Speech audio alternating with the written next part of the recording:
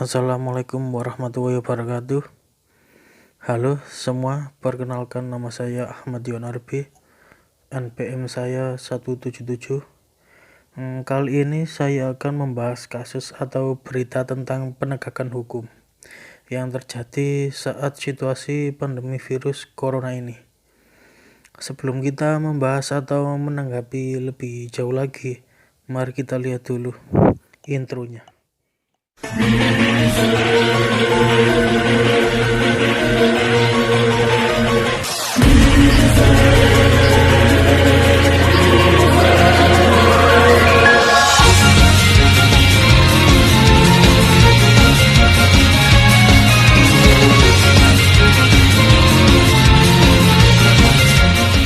yang saya maksud adalah berita tentang penjara 1 tahun bagi pelanggar PSBB.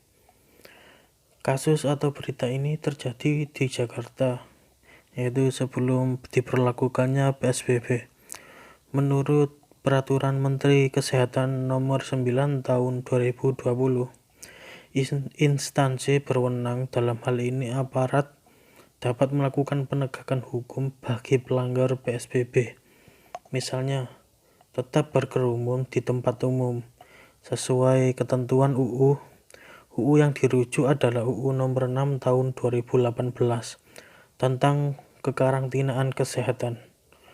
Nah, dalam pasal 93 ini disebutkan jika para pelanggar kekarantinaan kesehatan dipidana penjara paling lama 1 tahun dan atau pidana denda paling banyak 100 juta. PSBB adalah salah satu perwujudan dari kekarantinaan kesehatan tersebut. Polisi sudah menegakkan peraturan itu sejak beberapa hari lalu, meski sebenarnya PSBB di DKI baru berlaku efektif pada 10 April. 18 orang ditangkap karena tidak mengindahkan seruan social distancing di Bendungan Hilir dan Sabang. Pasal yang dikenakan adalah pasal 93 tersebut. Nah, menurut saya hukuman 1 tahun penjara dan denda 100 juta itu akan memberatkan pelaku atau yang terjerat pasal tersebut, karena sekarang ini banyak orang yang diberhentikan dari pekerjaannya karena wabah ini, dan alasan utamanya adalah saat ini tuh kondisi lapas sudah melebihi kapasitas dan Kemenkumham bahkan melepas 30.000 warga binaan karena alasan itu. Akan jadi kontradiktif atau berseberangan lah jika di suatu sisi pemerintah memberikan kebebasan, aparat justru melakukan penangkapan dan pemenjaraan. Kemudian menurut saya penerapan sanksi tersebut tidak sesuai karena mereka ditangkap sebelum diberlakukannya PSBB. Mungkin mereka tidak tahu kalau ada sanksi tersebut atau peraturan tersebut, atau kurangnya informasi dari pemerintah soal tidak boleh keluar rumah pada saat itu.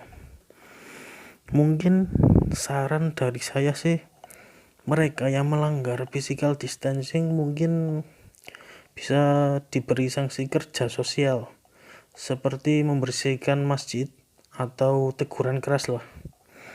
Nah, kemudian kita berbicara dampak positif dan negatif seandainya penerapan sanksi penjara ini diberlakukan selama PSBB lah. Nah, dampak positifnya itu masyarakat pasti akan takut keluar rumah. Kemudian yang terjadi itu akan ada penurunan yang terinfeksi virus corona. Tapi dampak negatifnya pasti ada, yaitu mungkin banyak orang yang kena PHK atau dirumahkan di perusahaannya itu karena tidak boleh keluar rumah dan bekerja. Ya, semoga aja virus ini segera berakhir dan bisa beraktivitas seperti biasa. Karena di rumah saja itu membosankan sekali. Biasanya saya itu seminggu sekali bisa kumpul sama teman-teman, nongkrong. Sekarang nggak bisa karena disuruh di rumah aja. Dan tugas kuliah semakin banyak. Aduh, maaf curhat. Saya setelah corona ini berakhir itu ingin liburan sama keluarga. Ya, liburan biasanya itu dengan keluarga besar lah liburannya itu. Ya, mungkin ke Bali lah, karena saya belum pernah ke Bali. Nah, mungkin itu saja yang bisa saya sampaikan. Selebihnya saya mohon maaf bila ada salah bicara, karena video ini saya buat untuk memenuhi tugas mata kuliah KWN atau kewarganegaraan. Dan mohon maaf lahir dan batin karena saya buat video ini itu pas pada saat lebaran. Akhir kata, kalau saya mungkin salah ngomong atau pendapat saya masih kurang atau salah lah menurut kalian, saya mohon maaf. Saya akhiri. Wassalamualaikum warahmatullahi wabarakatuh dan terima kasih.